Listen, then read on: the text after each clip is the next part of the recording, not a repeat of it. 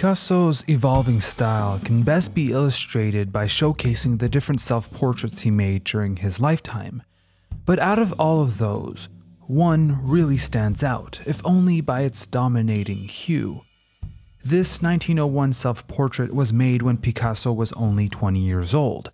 The painting is flat, grim, and, of course, blue. These characteristics, depressing and blue, will be shared by other artworks made between 1901 and 1904. This early period in Picasso's artistic development will be crucial, so much so that it will be given a name: the Blue Period.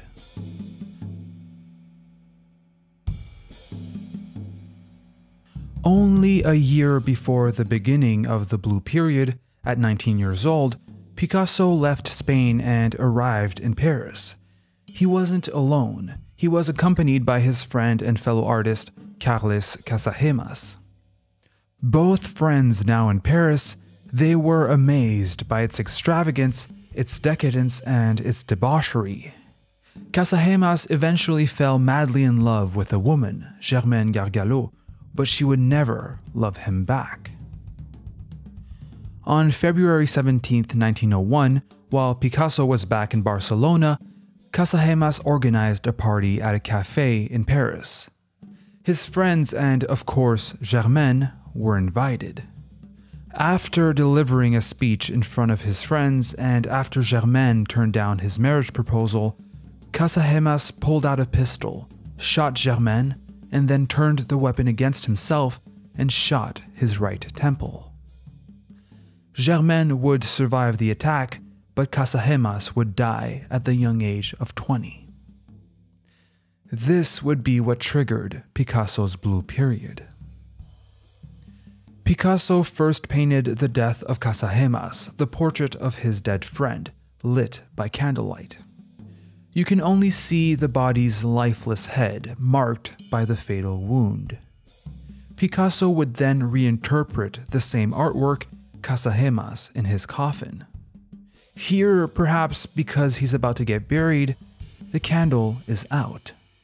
The painting is much darker and the dominance of blues is making its appearance. Blue is therefore, to Picasso, a tremendously depressing color. His use of blue as catharsis would last 3 years. He would depict a broad range of subjects and themes, all of which were related to despair, loneliness, melancholy, poverty, old age, and, of course, death. Women, as always for Picasso, would occupy a significant role in his blue paintings, especially through the figure of the mother. Perhaps the most famous painting from Picasso's Blue Period is The Old Guitarist, made near the end of the period. He was extremely poor at that time, he could barely afford food, and because he couldn't afford canvases, he often had to paint over some of his old paintings. This explains why, through The Old Guitarist, we can see a different figure. We see a blind old man, and we can tell that he's probably a beggar from the clothes he's wearing. He's playing a guitar, which contrasts with the rest of the image as it's the only element in the painting which isn't blue. The composition relies heavily on the triangle formed by the guitar, the performer's hands, and his head. It's also dynamically fractured by many diagonal lines, the guitar forming the main line. Here, Picasso ties in many of his Blue Period themes in one painting: poverty, loneliness, despair, and old age. But this painting could be more than the simple representation of an old beggar playing guitar to afford his next meal. It could be an allegory to the artist's life. After all, what's the difference between the beggar playing guitar for his next meal and Picasso painting an artwork to feed himself? The guitarist clings to his guitar. It's in a way sacred to him as he depends on it to live. Picasso, on the other hand, depends on his paintbrushes to sustain himself. Another way in which both artists are similar is in their loneliness. Of course, the artist's life can be lonely, but there's a certain paradox in this loneliness. Oftentimes, artists create alone, but they can only survive through the appreciation of others, either by dropping a coin or two for the beggar or buying one of Picasso's paintings. The Old Guitarist is a masterpiece, both in content and in form, but I don't feel like it's the artwork that most accurately represents Picasso's Blue Period. That honor goes to La Vie, or The Life, made in May 1903. We can understand this picture in terms of pairs. You first have the pair of lovers, the young man and the young woman. Picasso initially intended the man to be a self-portrait, but then changed it to be a portrait of his friend Casagemas, 2 years after his suicide. The woman is probably Germaine, and both lovers are represented naked and cuddling. Picasso painted his friend as he always wanted to live, with Germaine. The gesture Casagemas is doing with his left hand is also very important.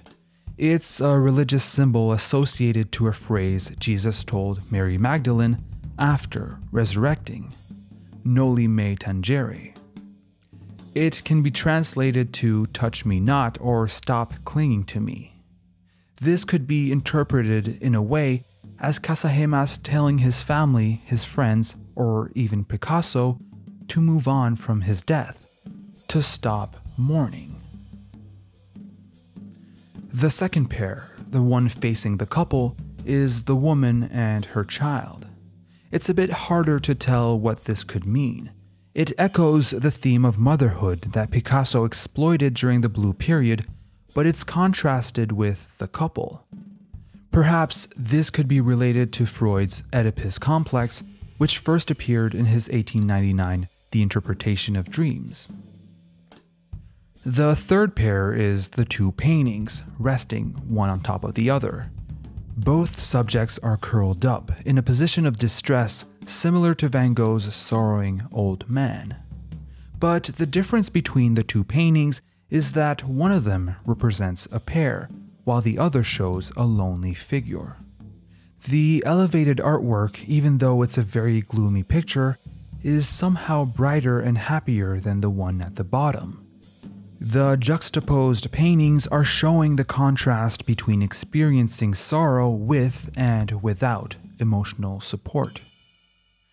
La Vie is a great synthesis of Picasso's Blue Period since it encompasses its main themes: women, motherhood, loneliness, melancholy, and death. Arts also take a central place in this composition, as they did in Picasso's life. Casagemas, the man who ultimately brought about the Blue Period, also comes back from the dead and finds himself represented in the painting. But he isn't coming back to haunt Picasso, but to come to terms with him. This cathartic exercise will eventually shape Picasso and have him move away from the Blue Period into his Rose Period, and then, famously, to Cubism. Thank you for watching. If you enjoyed the video, make sure to subscribe to learn about other artworks. And as always, I'd like to thank Isaac and all of the Canvas's patrons for the support. If you also want to support the channel, check out patreon.com/thecanvas.